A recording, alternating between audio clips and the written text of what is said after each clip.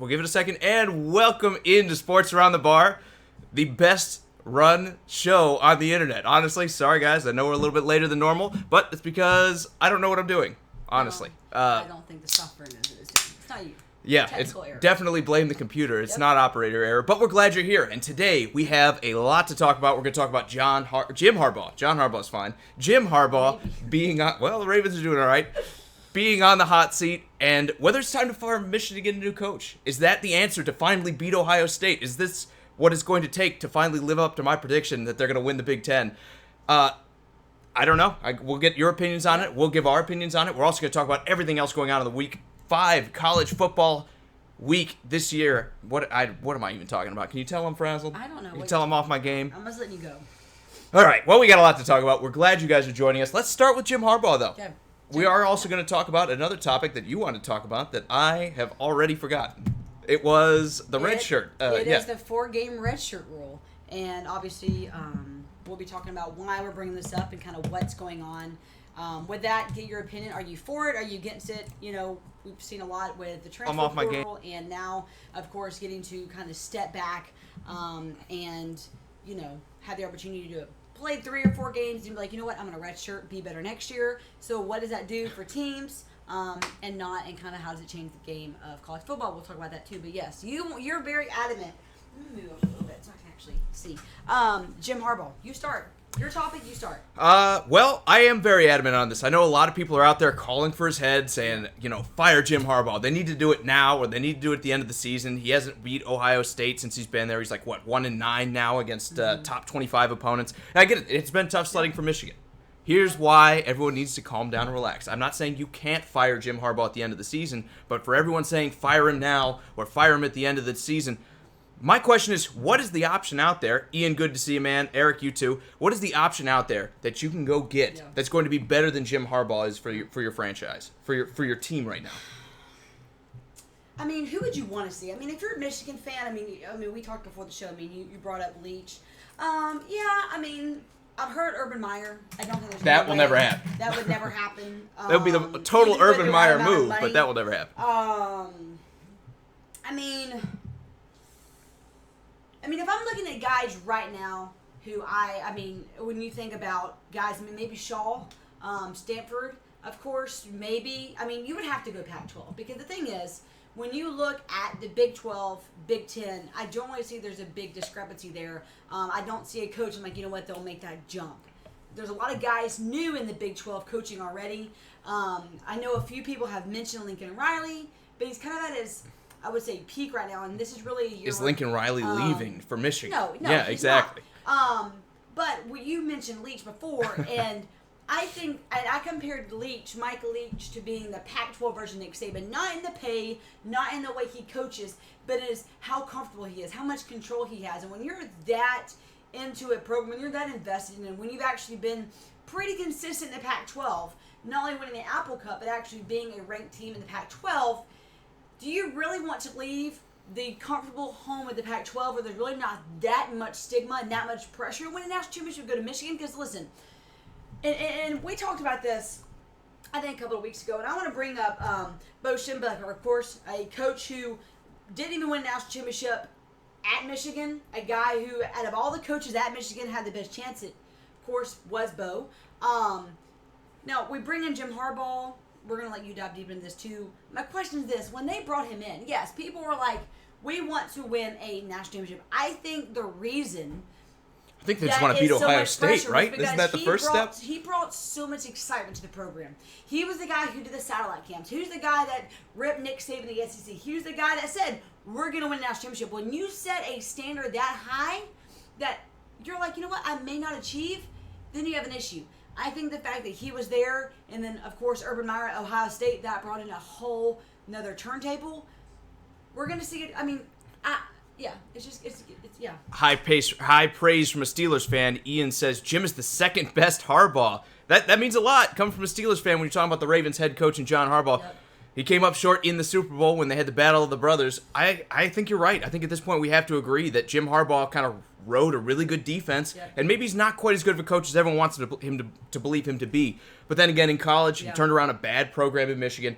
Here's my answer, and a little far-fetched, but here's what I would do if I'm Michigan's AD and I need to come up with a solution. I'm saying Jim Harbaugh's got to go. Yeah. I would not fire him until the end of the year. Yeah. When I did... Go ahead. Go ahead. I'm going to say, I don't think it's ever a good situation for a university to fire a coach unless there's a scandal or there's a huge issue among the team. Because let me give you a few reasons why. It ruins team dynamics.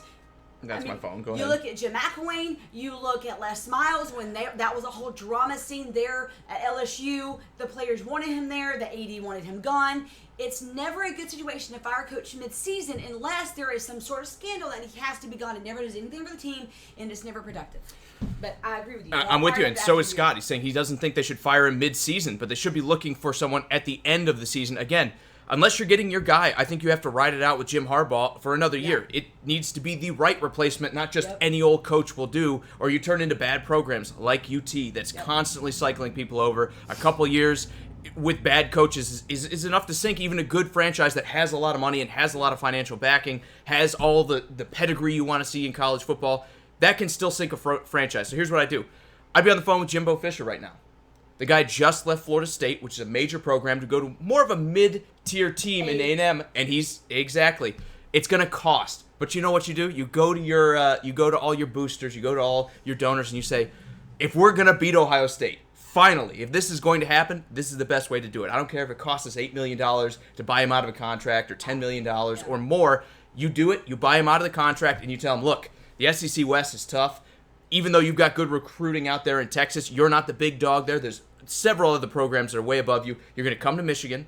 You're going to get to go up head-to-head with a first-time head coach in Ryan Day, who he'll have another season by the time you're doing this, but this will be his second season going into it. You're not going to be that far behind his program, and you're also going to get a chance to win a national championship because we're a big program that's not afraid to spend money. That's the guy I'm going after. I'm not sure Jimbo Fisher's the right guy, and I say that because I don't think he's yet completely proven himself. Yes, he has a ranked team in the country. Congratulations, Jimbo Fisher. But the two big games that you had a chance to match, did you play well against Auburn? Yes. Did you play well against Clemson? Maybe.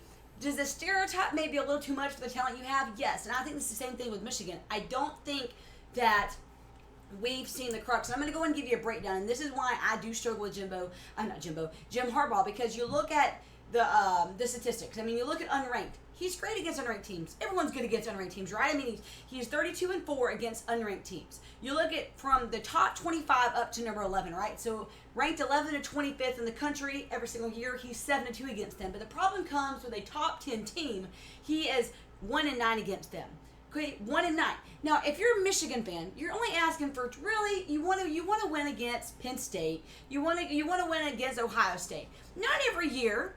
I split them. If he I think if you ask Michigan fans or Michigan State or Michigan fans, they want to beat Penn State. They want to beat Ohio State every year. They said they wanted to split. I think if Jim Harbaugh would have gone 50% wins against Ohio State, against Michigan State, against all these teams within the Big Ten, I think we'd be saying, you know what, he's comfortable. I'm not saying he's on a hot seat at this point right now.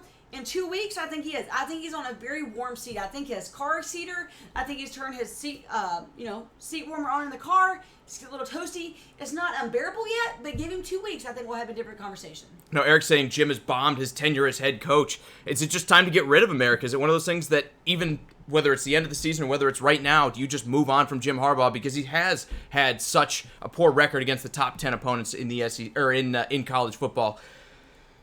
It can be tough. Recruiting is tough. Again, you're talking about a winning program still. You're talking about a program that is winning games, and you're finishing with 8 wins some seasons, 10 wins some seasons. You just haven't quite gotten to the cusp of where you're paying a guy $8 million.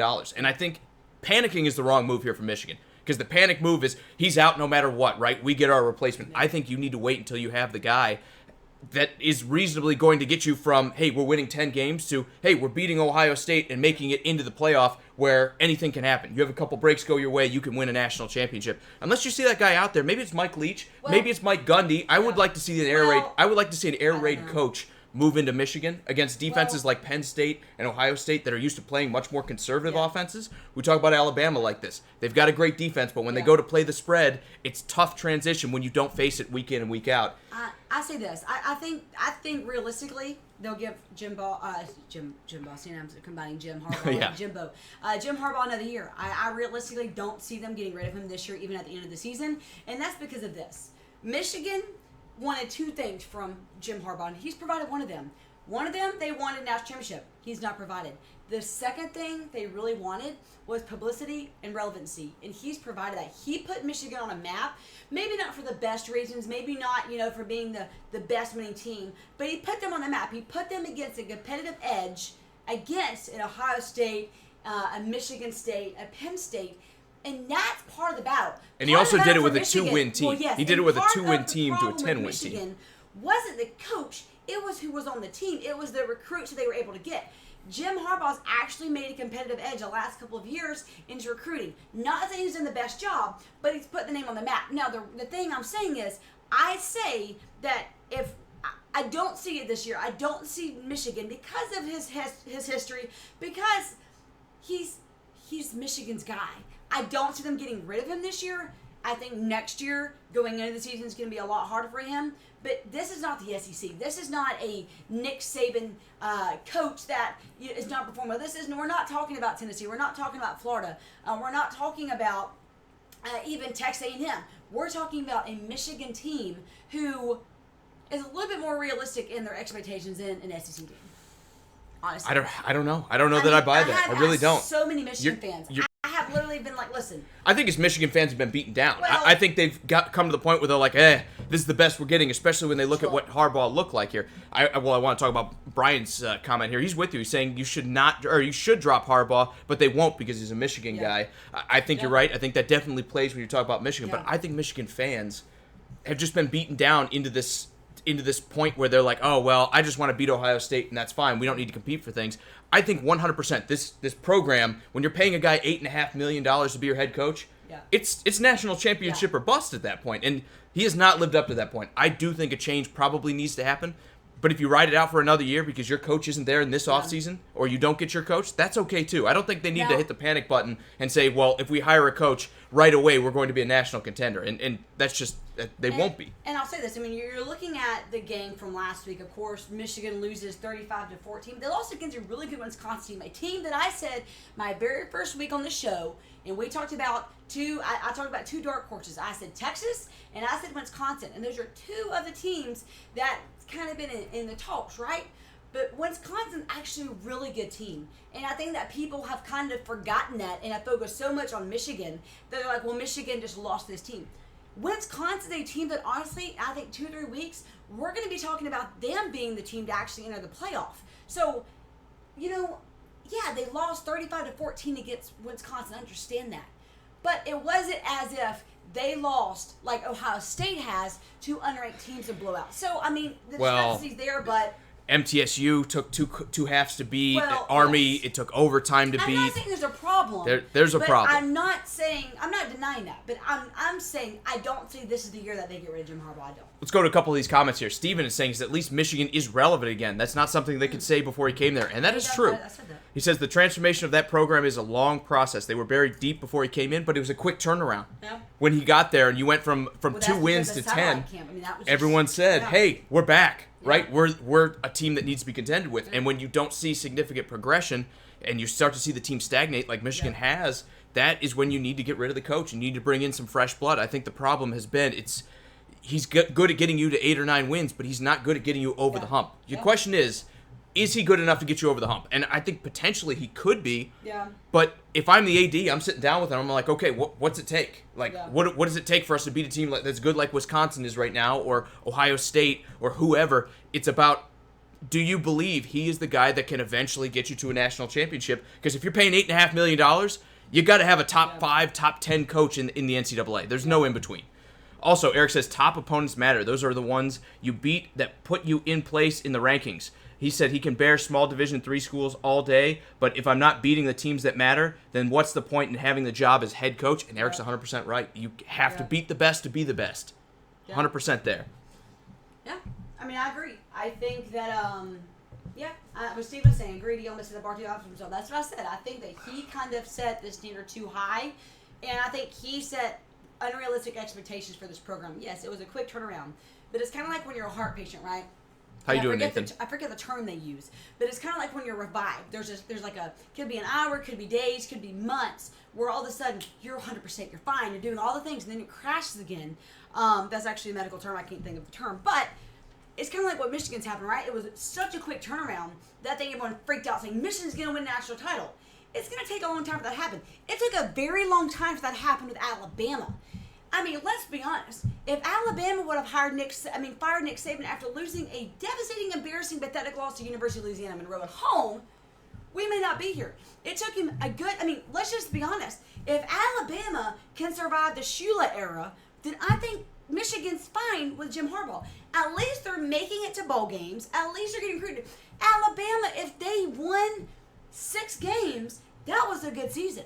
And look at them now. Alabama's the number 1 team, number 2 team consistently every single year. So you have to look at a guy like Jim Harbaugh and see what's he going to do long term. It may not be national championship right now, but there have been numerous coaches at Michigan who had history, who played there, who were big names, that they too did not win national championships at Michigan. So, I mean, it wasn't like Michigan had won 3 national championships. True. In the last decade. Then Jim Harbaugh comes in, they didn't win anything. Well, then again, if they had, would Harbaugh have made it this long? Again, but the expectation is the longest Harbaugh's been in his coaching career. This is his 5th year. This is the longest he's been, even in the NFL.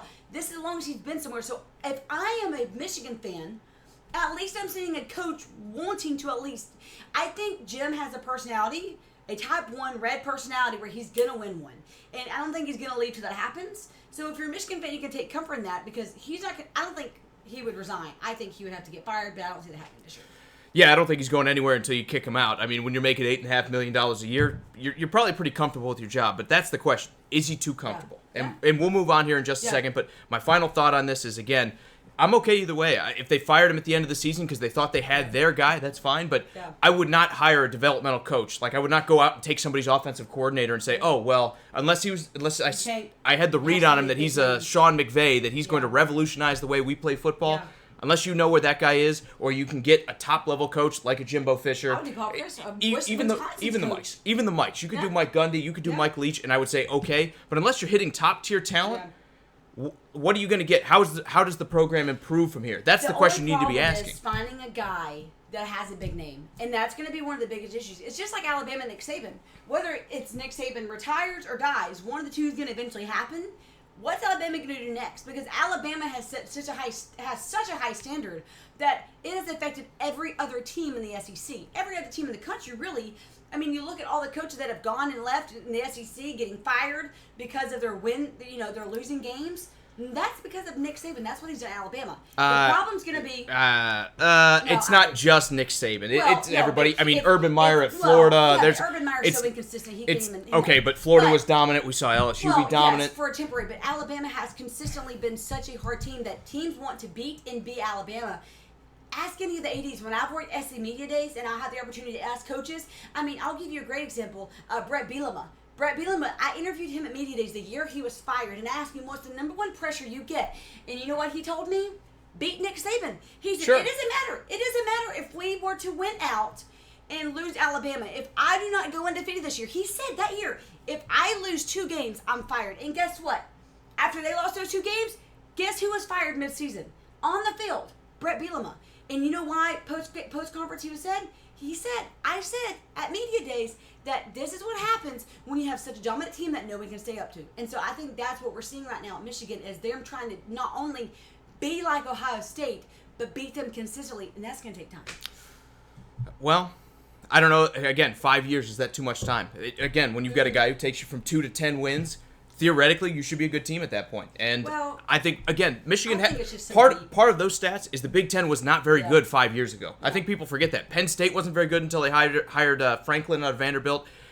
Ohio State was about the only team in that conference that was any good. Now we've seen Michigan State kind of rise and fall. We've seen Wisconsin rise and fall. They have even teams like Northwestern have been good on occasion. We have seen the conference definitely rise up in the past 5 years. So when we're going to point the finger at Jim Harbaugh, you got to remember, he is dealing with a lot more competition than when he took the job. I'm saying, I agree. And I think that that's something that you have to note if you're a Michigan fan or you're even the athletic director of Michigan, which I will say, it's not like there's been conversations.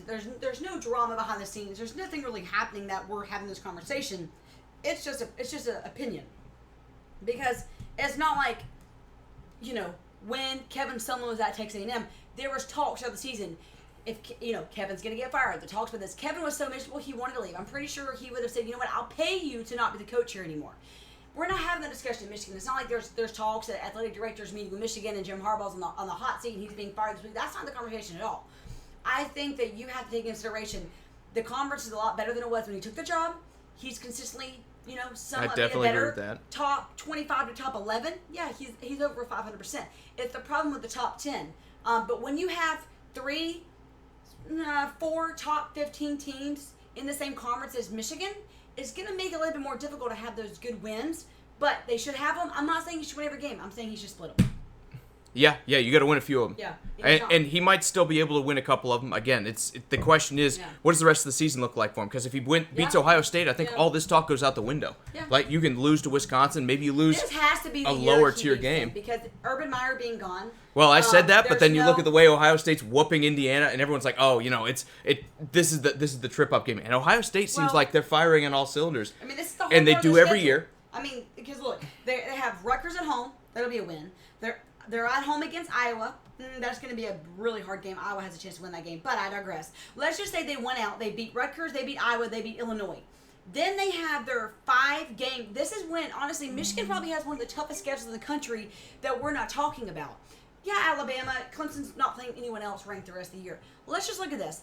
Once you go... Well, that's the ACC. Well, Clemson can't control that, but you're right. Once we get October, you're on the road at Penn State. You're then hosting Notre Dame. You're on the road at Maryland, which, by the way, Maryland's my upset this week against Penn State. You're hosting Michigan State, who's in the top 25. You're on the road to Indiana, a team that has been consistently notorious for beating teams like this. And then you host Ohio State end of November. Out of all those 1, 2, 3, 4, 5, 6 of their last 8 games are against top 25 teams. That's going to be, if he can win 4 or 5 of those, let's just say 4, I think he keeps his job. I mean, if you had to pick between Penn State, I think it's Notre Ohio Dame, State, really. So if they beat Penn State and they lose to Ohio State, especially if you look at the way Penn State's playing right now, as long as Penn State continues and they stay the team that's probably going to be in the top 10, probably going to be in the conversation to make the playoffs, probably not quite good enough, but in the conversation, if they beat them and they lose to Ohio State, he keeps his job. Yeah. If they beat Ohio State, he keeps his job regardless because they beat Ohio State and they're going to say this wasn't our year. Beyond that, I don't know. I really don't. And what's the split if you lose to the Big Two again? If you lose to Penn State and Ohio State, who are the big threats in the conference? Yeah. I think if you lose to those two, it's time to at least consider the idea of behind the scenes, you're like reaching out to agents saying, hey, can we get a better coach than Jim Harbaugh? We're going to have to move on from this. We can move on. We can definitely move on. Let's talk about last week. Let's talk about everything else going on. Okay. We're not going to go through every game. We're going to talk about what are the big storylines we saw, and I think the first one we need to talk about is UCF losing to Pitt. Yeah. For the 27 game, hallelujah. That 27 game win streak comes to an end. I guess this is what it's like not playing anybody. I complained about Clemson not playing anybody, but at least they're playing teams that are in a Power 5 conference. But I'll be honest, I mean, we did see a good UCF team beat an Auburn team, and I was at that game, but I'll be honest with you, when you have Trey Matthews himself saying, hey, we didn't want to play this game, you're playing an Auburn team who beat Alabama and Georgia at home, lost to Georgia in the SEC Championship, and then got denied the opportunity to play in the playoffs. They then saw Alabama and Georgia face off. If you're an Auburn team, you're devastated. You didn't really want to play that game. So they lost to an Auburn team who really didn't want to be there. I think the problem is, and I'll say this about UCF, Florida State used to be the team that when my dad, because my dad and Bobby Bowden went to the same school, Woodlawn High School in Birmingham. My dad was supposed to play at Florida State, got hurt, long story. But Florida State was that team that played so many hard games outside of their conference to prove themselves they belonged in a good conference, to prove themselves they're better than that. UCF's going to have to continually play hard teams in the top 25. Well, that's why they're playing Pitt. That's why they're playing. Was it Stanford last week? They're doing Pitt, what they can, but when you play in that conference, you're not going to be able to convince. You're not going to be able to convince a committee that hey, because we played 2 teams that are in Power 5 conferences, we deserve to be somewhere. Yes. UCF has their hands tied. They're not going to be able to go anywhere until they play in a tougher conference. Yes. I don't care how good the program is. It doesn't matter until you play somebody good. And then when you lose to Pitt, how big of a setback is this? It could be 3 years before they're even in the conversation again because they can go bully a bad conference all they want. We're not going to be talking about them being one of the top 4 teams in the nation when you don't play anybody. So it was an important loss to Pitt last week because I think if they won At the end of the year, they wouldn't make the playoff, No. but everyone would be saying, They would've got a they're better getting bowl cheated. opportunity. They're going to get, this is a team that should be in the playoff, yada, yada. Now that they've lost, they're an afterthought. All right, a couple of these more. comments real quick. Oh, Luke's, go ahead. yeah, just real quick. Luke says the Kansas City Royals were just sold, and then Ned Yost retires. He says the Kansas City Royals won't see a World Series in another 30 years. Baseball's all about the money, man. It's all about, will the ownership group come in and spend the money to go buy the free agents you need them to? Yeah. Yes, development is also important in the game, but more important than that, baseball comes down to, am I willing to spend more than the other team? The Royals have not, to this point, been a team ready to spend. Yep. So until they become that, 30 years is a conservative estimate for me. I mean, when the Yankees are going to every one because they're spending 3 times, 4 times, 5 times more money than everyone else, how do you compete with that? Yeah. How do you compete with that if you're the Royals? I feel for you if you're a Royals fan, but there's no way around it in baseball until they go with a hard cap, and they will never do it because the players love getting paid more than almost every other sport. Okay, going to a couple of more of these games from last week. Don't have to break them down in depth, but I think Washington's win over BYU was big. Good game for Jacob Eason. Some other games, of course, we talked about. Yes. Auburn, Texas A&M. A good win there for Auburn. And now, I said this before the show.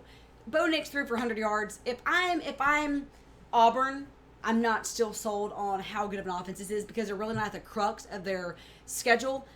You look at their breakdown, you look at who they have to play now. Yeah, they're 4-0, they're ranked 7th in the country, but this is really when the crux their games are. Yes, they host Mississippi State at home this weekend, but then they're on the road at Florida, which I was at the Florida-Tennessee game. I think Florida is a really good team in the East, and I wouldn't be surprised if we're talking about Dan Mullen has restored a program towards the end of the year.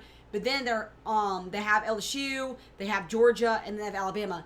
If they can win 2 or 3 of those games, then yes, we're talking about a really good opportunity. But I think that the hype's a little too much about Bo Nix. Well, sure, Bo Nix, I get it was a bad game, but A&M is a team that kind of hung with Clemson for a while, and also A&M kept it close last week against Auburn. Again, this is why Michigan should be talking to Jimbo Fisher. I don't think it's likely he leaves, but if I'm the AD, that's my first call. Yeah. I'm going to say, hey, are you tired of playing for a program that's somewhere in the middle? Or coaching for a program that's somewhere in the middle? Why don't you come to Michigan where we're going to outspend a lot of people? You're going to have all the recruiting muscle behind you that we can possibly give you. Come to a bigger program. Does it happen? No, I don't think so. But again, if I'm the AD, he's the first guy I'm asking. He's the first guy I'm targeting here, and that would be a coach worth getting rid of Jim Harbaugh. Also, my big takeaway, Notre Dame hanging with Georgia. Yeah. I think they're still 100% in the playoff conversation, but I think this week they're going to need to have a good showing against Virginia. That's one of my games to watch is Notre Dame and Virginia, which I think Notre Dame should be able to handle if they play anywhere near the level they played against Georgia. Yeah.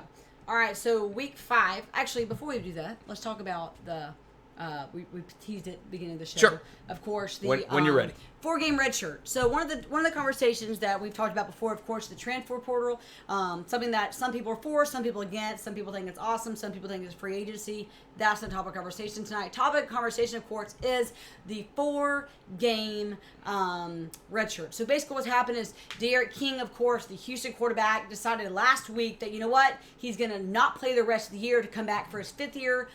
Coach is obviously for it there at Houston, but the conversation is this.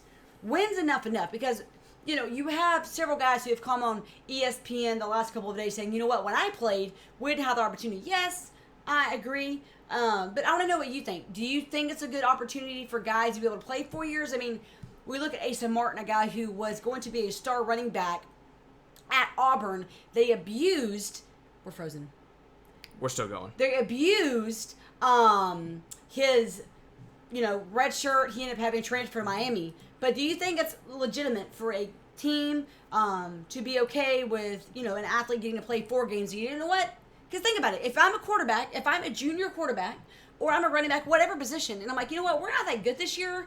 This is not going to be it for me. I'm a senior. Let's pretend I'm a senior, and we're 2-2. I'm like, you know what? I'm just going to pretend that it wasn't quarterback this year, and I'm going to come back next year when we have a better chance to be good. I mean, what do you think about that? I'm okay with it. Again, these guys ultimately are there to try to make it to the NFL. I'm okay. I would even say half season. Yeah. Sure, I get it. It's a little bit, there's going to be gamesmanship. There are going to be teams who take advantage of that and say, I'll just redshirt my guy. Doesn't matter. We'll push him off to the side and wait for a year where we're actually better to compete college football-wise. But if these guys' ultimate career path is to make it to the NFL and they need to show what they can do, I'm 100% okay with it. And On top of it, it's going to help some of the lesser teams stay more competitive. Yeah. I'm definitely okay with it as long as the player's okay with it. I think medical or regular redshirt wise, the player needs to be okay with it before they make it happen. Because again, if you're not going to pay these guys, if you're not going to give them any kind of slice of the profits of the millions and millions and millions of dollars the NCAA rakes in, they need to have some advantage to help them further along in their career. They need to give back to these players. I'm okay with it even pushing back a little bit farther, realistically. Yeah, you're going to get some gamesmanship. You're going to get some teams to take advantage of it. But in the long run, if it helps some guys get some consideration to the NFL that they would have normally got, I'm okay with it. Yep. All right, so, of course, breaking down some Week 5 college football, of course, some games you don't want to miss this week. One of the biggest ones that it's not really for a matchup-wise, it's for a job security-wise, is going to be Kentucky out South Carolina. Will Muschamp is probably the coach that I think is on the hot seat the most. Not having a good year, lost to Missouri, lost to North Carolina game 1, lost to Alabama. They beat Charleston Southern, congratulations, beat them by 62, but have not shown up to big games. Kentucky's a team in the SEC, not having the best year, but still pretty competitive. If South Carolina can win this game at home, he may have a little bit more job security, but if they lose this game, I think this is the coach that we see is done midway through the year. Couple comments really quick. Luke says, can he get any slams on Antonio Brown? Luke, I don't know that anyone has slammed Antonio Brown as often and as much as we have, but man, I'm tired of talking about the guy. Is that a slam? I'm tired of talking about him. He's 100% an idiot. He'll be back. He will be back. He's got too much talent. I know, but he'll be back, and when he is, we'll talk about him then. We appreciate all the love and everything. Also, Ian says South Carolina and California are going to start paying college players. They won't, but it's now open for those players to make money, so it is going to help their recruiting, and I bet you're going to see a lot of states. Might not be this year, might not even be next, but if they see those teams start to creep up in the college football kind of hierarchy, there's going to be a lot of states that follow suit. I meant to say UCLA and Washington State, a big game. UCLA had to score 50 points in the second half to end up winning this game. Incredible performance, 67-63 win for UCLA. And I would say 78, maybe 85% of the people in the country turned off the game second quarter because of the big lead, but they let it go. So, anyway, Week 5, what other games do you have? Oh, I will say, Penn State, Maryland. I'm picking Maryland over Penn State. I think that's a good one. I think Penn State's going to cover. Obviously, that was one of the ones I wanted to talk about, but Penn State is matching up against what has been an explosive offense in Maryland that's now had 2 weeks to prepare for this game. I get it. Temple definitely gave Maryland a run for their money. They've kind of exposed a lot of weaknesses, and I think Penn State's going to be able to pull through. But if it's going to happen, usually it's those explosive offenses that have time to prepare. I think this is definitely an upset game, but I think you need to keep an eye on it. Worse the more time they have to prepare. Statistically, that's why Alabama LSU but is Maryland the same way? Yes, because both Alabama and LSU both had their same bye week every single year. They both have the same time to prepare. It's always a big kerfuffle because Alabama seems to do worse when they have more time, a.k.a. some of the bowl games. Ty, good to see you, man. Also, Eric says, how about that Cowboys and Saints matchup coming up this Sunday? Cowboys need this one, even though everyone has been kind of panning them, saying they haven't played a lot of talent, and everyone's saying the Cowboys are great. It doesn't matter what side of that argument you fall on. The Saints have a good defense. Mm-hmm. They're going to need to win a game against a backup quarterback if they're going to be taken as a legitimate playoff contender. We're going to see a little bit more out of Dak Prescott this week. We're going to see him a little more tested than we have in weeks past. Some other games, Oklahoma, Texas Tech. I like that game. It's going to be important. Weakness is going to be Oklahoma defensively. Now, if Oklahoma can get they have a new defensive coordinator, don't get me wrong, but if they can become a team with a decent defense, we're talking about a team who's capable of winning a national championship. Jalen Hurts is the guy for them. No denying it. Great quarterback. But he hasn't really had to play really tough defenses that have really challenged him like he did at Alabama. So I'm excited to see him start getting to play teams with better defenses to really challenge them, but also at the same time for them to actually be challenged defensively as well. They're going to have to step it up. There's too many weaknesses right now. There's too many holes in the defense that people are reading. And I mean, when you let a team like Houston score as many points they did against them, that's a little worrisome. Texas Tech's going to be a big challenge defensively for Oklahoma. I think so too, but I think Oklahoma pulls through in that one. I know I'm staying a little not chalk here. Upset, I know. I'm staying a little chalk here, but I think both Penn State and Oklahoma will be fine. My game to watch, if you were talking about upsets here, is Michigan State, number 25 against Indiana. Again, we talked about it before. Indiana loves stealing games against good opponents at times. Michigan State has been very, very up and down. It's been ugly, but they've been getting the job done. I think that might stop this week. I think Indiana, especially before Michigan State goes to play Ohio State the next week, is going to be one of those trip-up games where we see an upset. I think Indiana's going to steal that one, and Michigan State's going to drop back out of the top 25. All right. Virginia, Notre Dame. This is the big one of the yeah, week. This is the 18 one you wanna versus watch. 10. I mean, Notre Dame has to win this. I mean, it's at home. They need to win this after losing, of course, to Georgia on the road. If they win this, it's a really good opportunity for them to continue being in the playoff talk. Do I think they'll get in? No.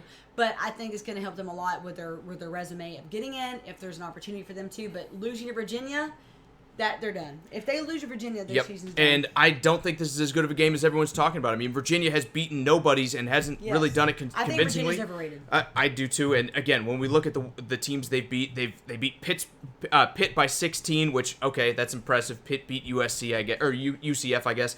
And then they went and beat Florida State by 7. I think we're overrating how good Florida State actually is because of their past. They beat William & Mary by 35. That was the most impressive win, but it's a money game. And then they beat Old Dominion by 9. I think Virginia has a good defense, a very subpar offense. I think Notre Dame's going to have no problem with this. And because they didn't get mauled by the Bulldogs, this is 100% going to be a team that's still in the conversation at the end of the year for deserving to return to the playoff. Yep. Another big game, Pac-12 matchup, is going to be Washington and USC. Of course, USC, a team that trying to continue to do well, of course, beating Utah last week. But this is going to be a big win for them, of course. 2 weeks ago, lost to BYU, the same team that Washington did so well against last week. So it's going to be a really big dynamic. Probably one of my favorite matchups this season in the Pac-12 because this game right here is really going to determine who's going to have the better placing, of course, not only in the Pac-12, but a chance to be in the top 10. If Washington wins this, they'll probably move up to 13. Maybe 12. I think there's a lot of overrating USC because again the history of that plays into college football a lot, despite where the program is at right now. And they've had some impressive wins. They've looked good at times. They've looked bad at times. I think if Washington gets this, 12, 13, 14 is definitely doable, depending on what happens in front of them. And again, we're going to be talking about maybe Washington's the team that comes out of the Pac-12. Ultimately, I don't think the Pac-12 sends anybody this year. They're going to wind up beating each other. Yeah. And with all these good teams in the SEC, with Ohio State and Penn State looking good in the Big Ten, and then Clemson, the obvious runaway in the ACC, I really don't see, and you've got non-conference teams like Notre Dame in there, I don't see a Pac-12 team making the playoff. But this is going to be important. If they're going to have a chance, Washington has to step up here. Yeah. So, I mean... Finally, watch out for Kansas State versus OK State. I think, again, Kansas State... When we talk about this game, even though they're ranked 24, they're going up against a team like Oklahoma State that, to me, should probably be either in the rankings or is that team on the bubble that could move into it. The way they score, look for OK State to move into the rankings here. It's just an upset alert. Not a huge game, but it might be entertaining to watch. I guess another one just to kind of look at, because this is kind of historically when they've struggled, Ohio State, Nebraska. Not saying Nebraska's going to win. I'm not. I think that this is going to be a big game where they expose a lot of weaknesses. In Ohio State, this is when they tend to get a little bit lazy in their schedule. Ohio State's notorious for losing to a team, whether it's Iowa State, whether it's Iowa every single year. But, Nebraska's kind of that sleeper. I mean, they lost their first game in overtime, but, I mean, they've beaten Indiana. They've done a pretty good job defensively, and that's really what the test that Ohio State needs. We know they have a good offense somewhat, but they're kind of like Oklahoma. They have weaknesses in defense, and I think Nebraska could be the team to not beat them, but expose some of the weaknesses. I still say they're a far cry from where Oklahoma's at defensively. But yeah, if there's a way to beat Ohio State, I think you have to bully this defense that's lost a lot of talent to the NFL draft last year. It's going to be one to watch, but I'm still taking Ohio State. Again, I think Ryan Day has his program really in sync right now. I think this is a group that has definitely surprised me. He's hit the ground running. Yep. I'd be shocked to see Ohio State struggle here. Not shocked, but I think Ohio State's going to be fine. All right, I think that's going to do it. Do you have any other observations from this? No, I mean I think this is kind of I wouldn't say a boring week, but you're a third into the season, 5 games out of 15. I mean this is really the time of the year where teams are reevaluating. Teams are some of them have injuries, some of them are revamping, and this is why I say teams like Ohio State and all that, because when you get comfortable, especially if you're Clemson is who they play. North Carolina. Are they going to lose? No, but North Carolina did beat South Carolina week 1. Matt Brown, good coach. When you get comfortable, it's never good. Alabama, ask them how they know. They get comfortable every year, and they struggle in certain games. This is the time of the year when you have to reevaluate and you have to come in strong. When you get lazy and you get comfortable and content, that's when issues arise. And this always seemed to happen week 5 to week 7. That's really when we start seeing issues arise. Maybe, but again, the ACC is a little bit different than the SEC. The I know.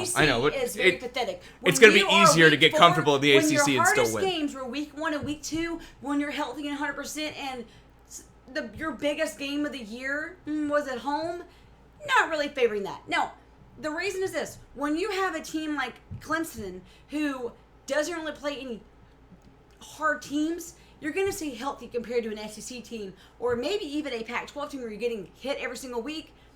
The ACC is a buy-in. Clemson literally has a layup to make, maybe in a free throw, an uncontested free throw at the end of practice to go home to get into the playoff. So, do I think they're going to lose? No, not at all. I'm just saying I like watching these games because it shows you when teams get comfortable what happens. That's the only reason I'm saying. Do I think Ohio State or Clemson is going to lose or struggle? No. But I think there's 2 teams, North Carolina and Nebraska, who could kind of shine some light on some weaknesses in both those teams.